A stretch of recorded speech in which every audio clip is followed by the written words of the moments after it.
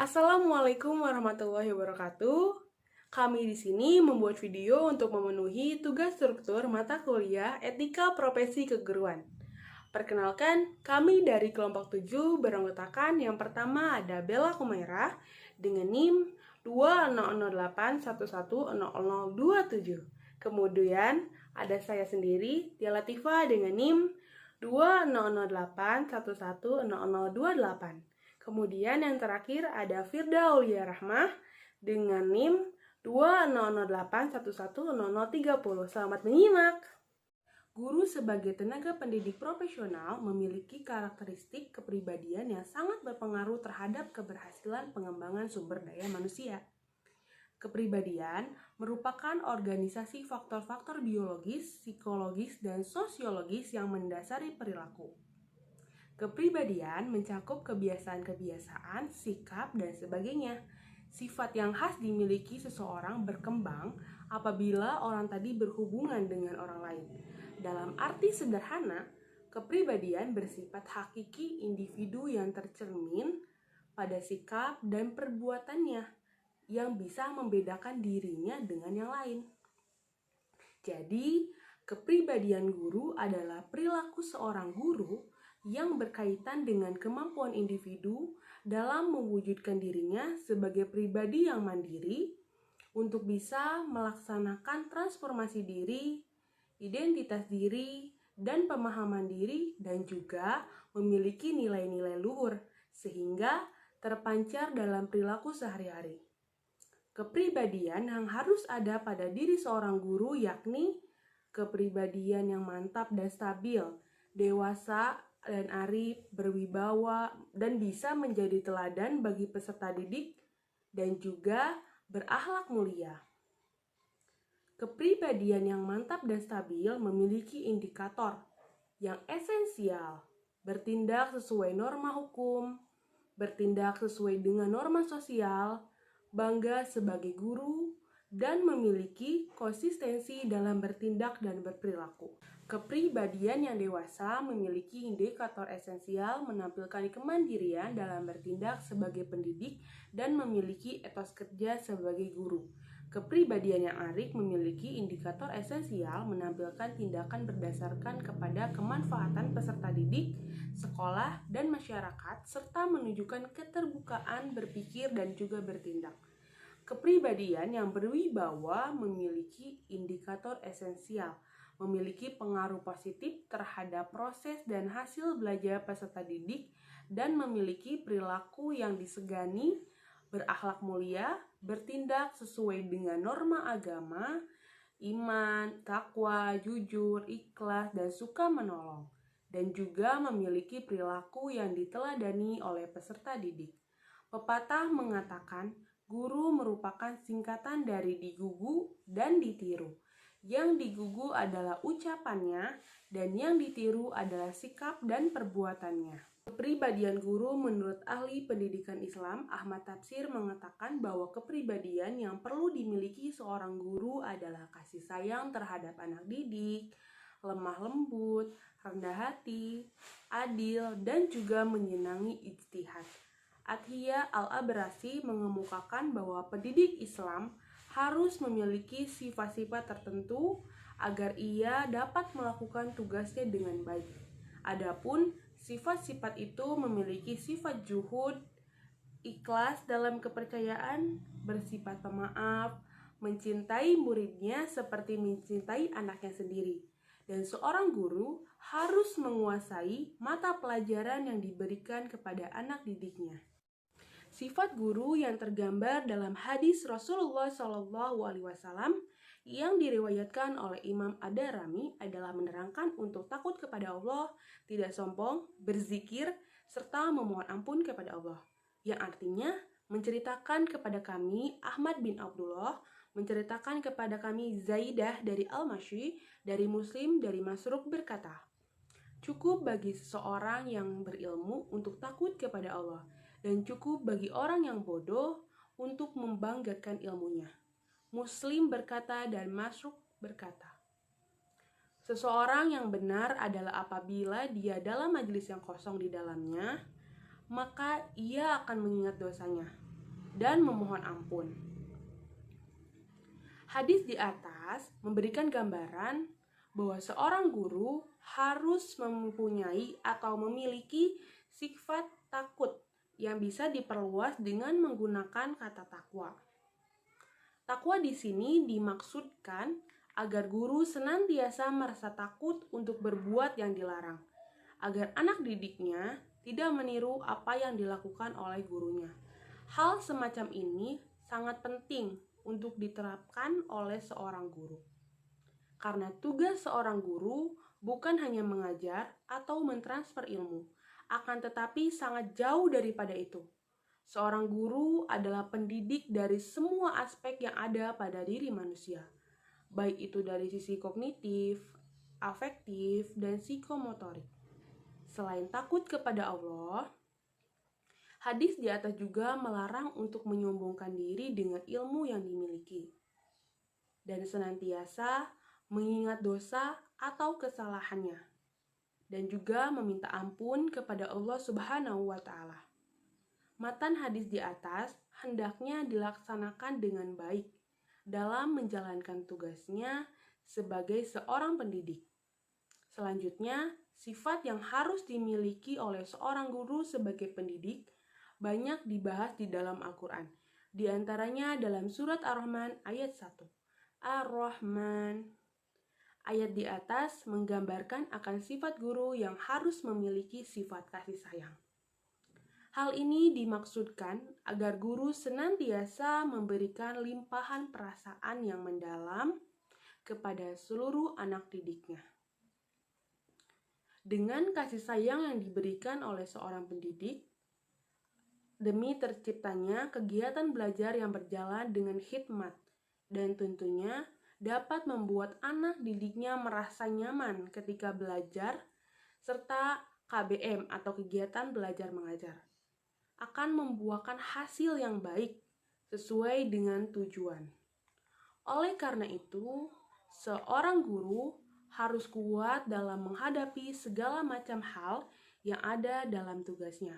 Dan apabila ada masalah yang menyelimuti, seorang guru hendaknya kuat, sabar, dan tabah menghadapi serta berusaha untuk memecahkan masalah yang ada.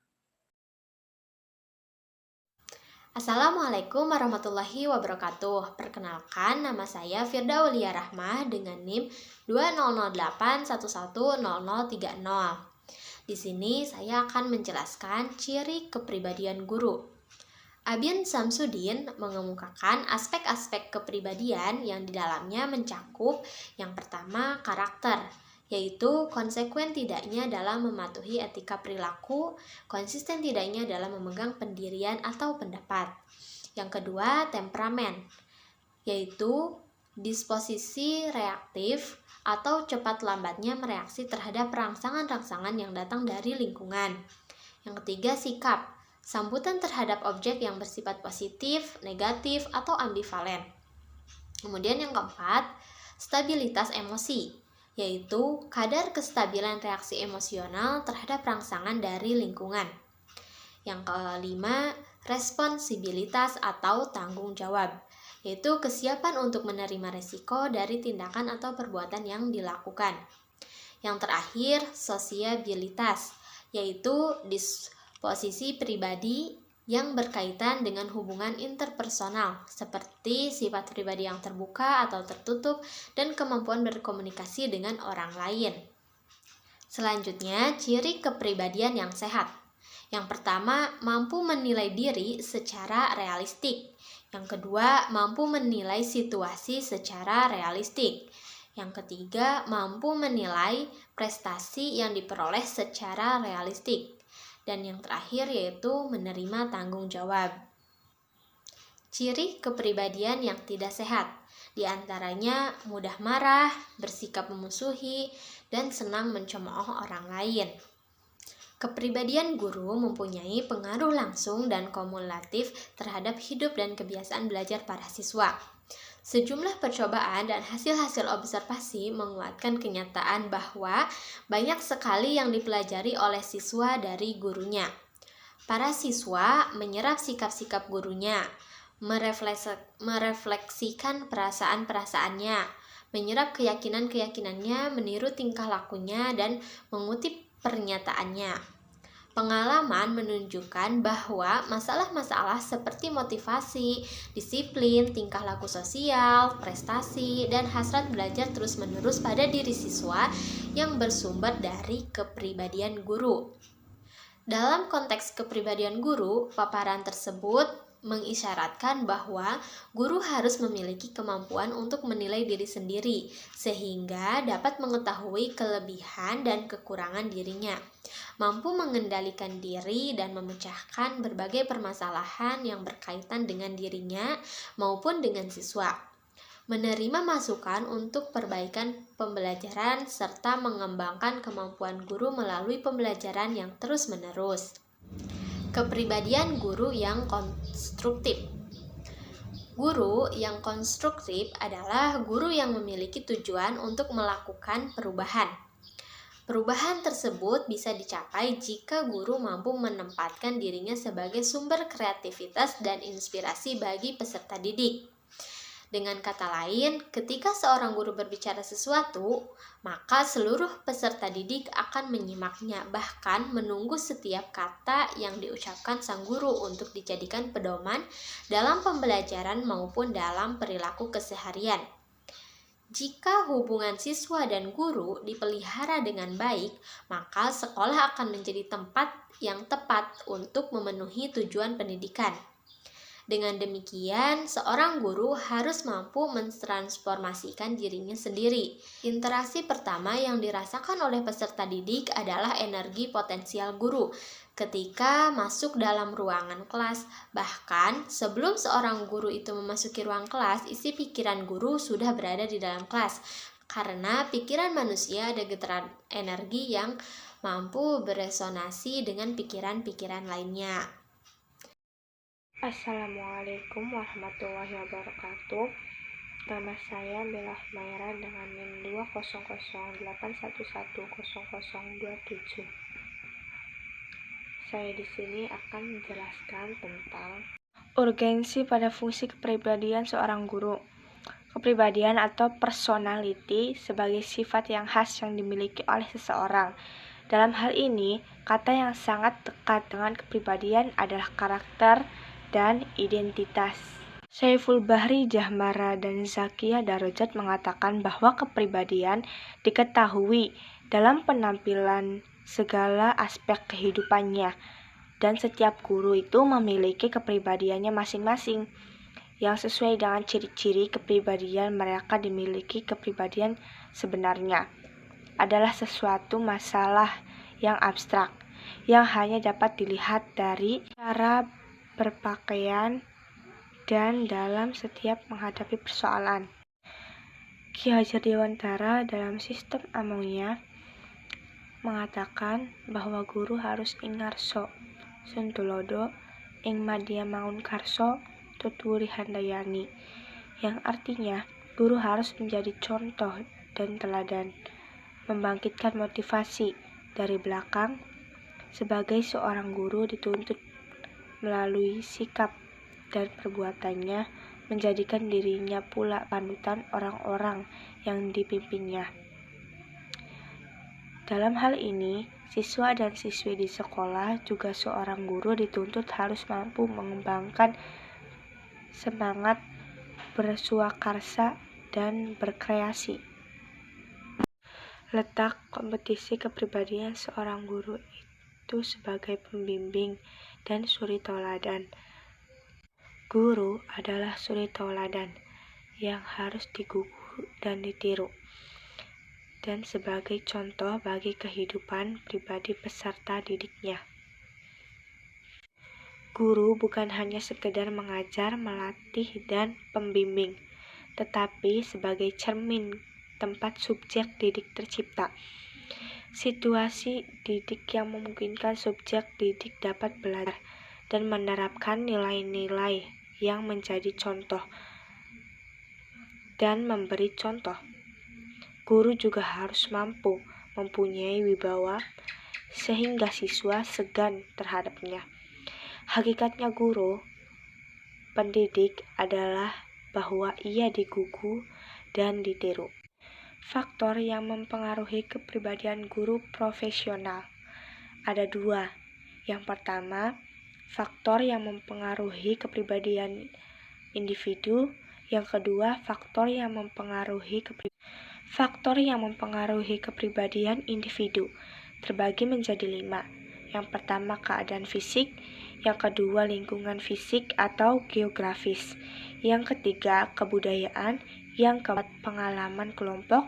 Yang kelima, pengalaman unik. Yang kedua, faktor yang mempengaruhi kepribadian guru profesional terbagi menjadi 4 bagian.